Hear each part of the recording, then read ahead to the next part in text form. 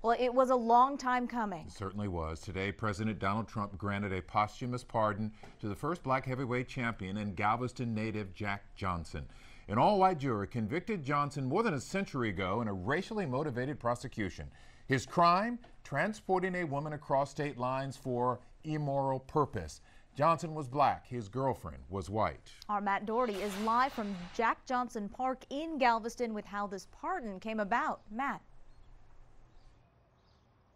Yeah, this statue over here was erected 16 years ago to honor the champ who broke boxing's color barrier. Today's presidential pardon marks the first time one's ever been granted to someone after death. Today, as president, I've issued an executive grant of clemency, a full pardon, posthumously, to John Arthur Jack Johnson. He was known as Jack Johnson, the first African-American heavyweight champion of the world. With the stroke of a pen, President Trump did something that's never been done.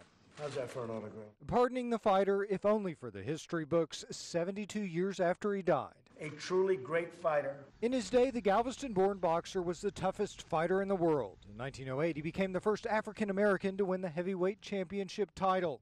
Not everyone in the boxing industry was happy about it, and the search for the great white hope began.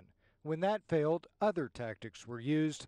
Johnson was arrested, convicted, and imprisoned for more than a year for an offense that's now considered Jim Crow-era racism. Thank you, Mr. President. It's incredible that you've done this. Actor Sylvester Stallone is the one who brought the plea for a pardon before President Trump. He didn't want to have any press. But for a descendant of Johnson and the modern-day heavyweight champions, Johnson's pardon, a century in the making, warrants all the press it can get.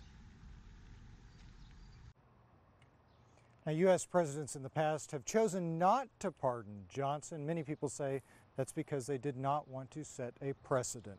Back to you. It's amazing to see this happen after all these years. Matt, thank you.